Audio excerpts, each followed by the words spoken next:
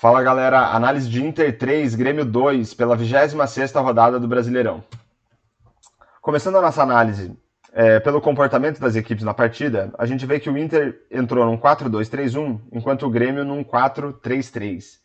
E olhando para a disposição média dos jogadores em campo, a gente vê os jogadores do Grêmio um pouquinho mais avançados em relação aos do Inter, né? O que poderia dar a entender que o Grêmio pressionou um pouco mais o Inter contra o seu campo defensivo.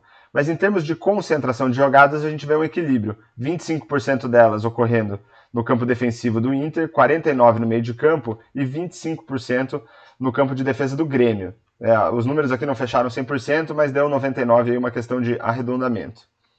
Olhando aqui o último gráfico aqui do lado esquerdo, ele representa o domínio de cada uma das equipes ao longo dos 90 minutos. A gente vê um equilíbrio entre barras azuis e barras vermelhas, mas algumas barras mais intensas aqui do Inter no início do jogo e no início do segundo tempo até ali os 15, 20 minutos, e depois aqui um trechinho do jogo em que o Grêmio teve um domínio um pouco mais intenso. De resto, parece ter havido um equilíbrio entre as duas equipes.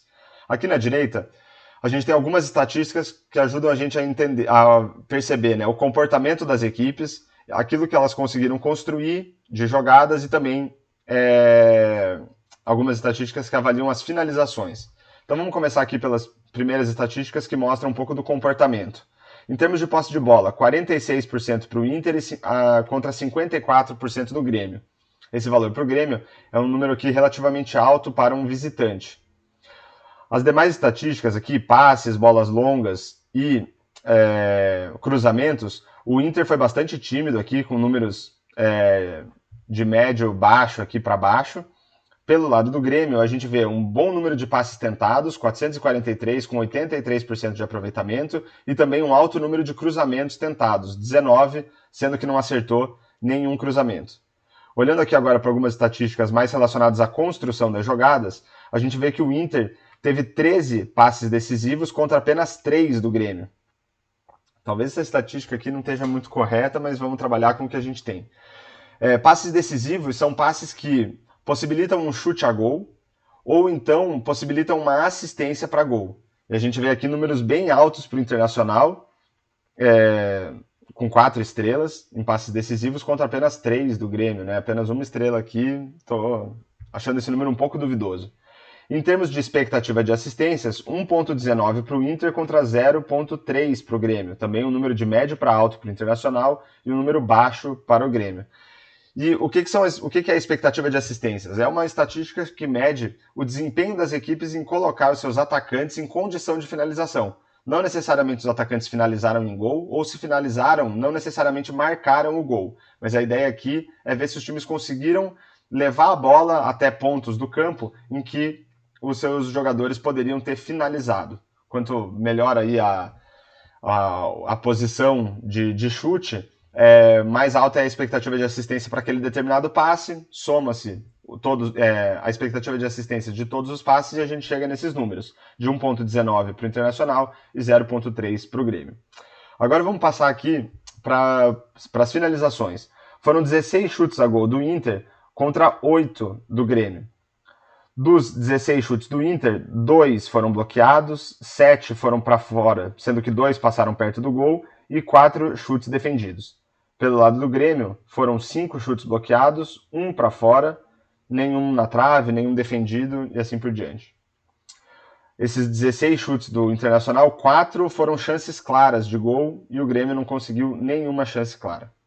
Mas só a gente olhar para o número de chutes, isso não diz muita coisa pra gente, porque cada chute tem uma expectativa de gol diferente. Um chute de fora da área, por exemplo, tem menor probabilidade de gol do que um chute de dentro da área, perto da marca do pênalti, dentro da pequena área e assim por diante.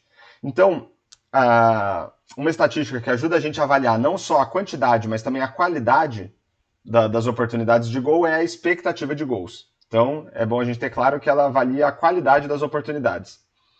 Pelo lado do Internacional, a expectativa de gols era de 2,44. Então, com base na qualidade das oportunidades que o Inter teve, a expectativa é que ele fizesse 2,44 gols. Já pelo lado do Grêmio, esse número foi de apenas 0,39. Então, aqui pelo lado do Inter, foi um número alto, e pelo lado do Grêmio um número baixo. Isso mostra que o Grêmio de fato não conseguiu construir muito no jogo. Só que, e considerando a qualidade dos chutes, a gente vê que o Inter tinha uma expectativa de gol de 1,95 e o Grêmio de 0,27. E o que é a expectativa de gols pós-chute, né, que avalia essa qualidade dos chutes? Um chute que vai no ângulo, por exemplo, ele é mais difícil de ser defendido do que um chute que vai no meio do gol.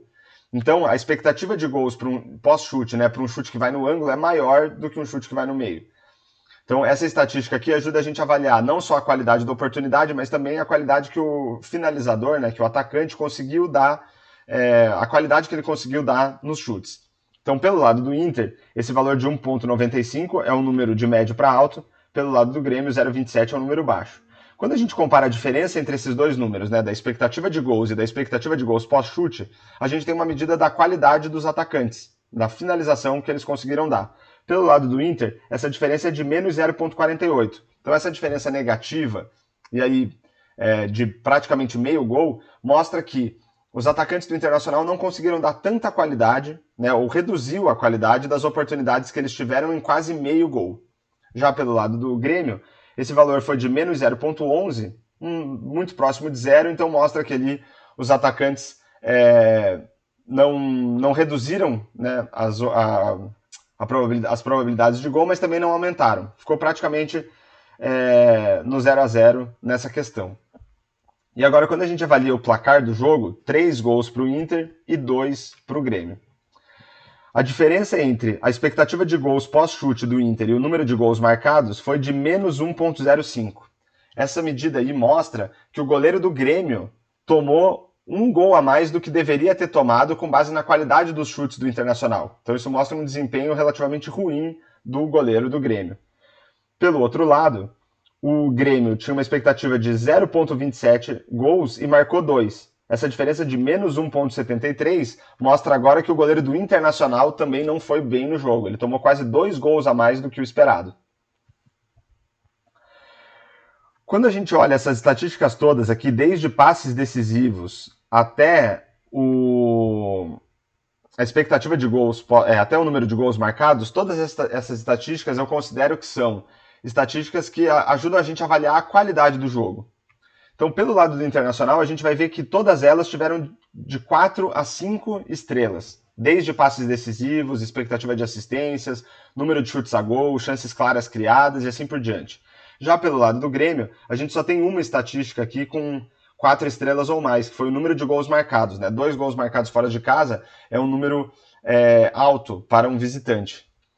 Então, se a gente for tentar avaliar a qualidade do jogo, olhando para essas estatísticas para cada um dos times, a gente vai ver que o jogo foi muito melhor, foi melhor por conta do Internacional do que pelo lado do Grêmio, né? Então, praticamente todas as estatísticas aqui que tiveram alguma qualidade, todas pelo lado do Internacional, apenas o número de gols marcados pelo Grêmio. Então, melhor ainda para o Internacional, que além de ter feito um bom jogo, né, com passes, chutes a gol e expectativa de gols alto, ainda conseguiu vencer o jogo por 3-2.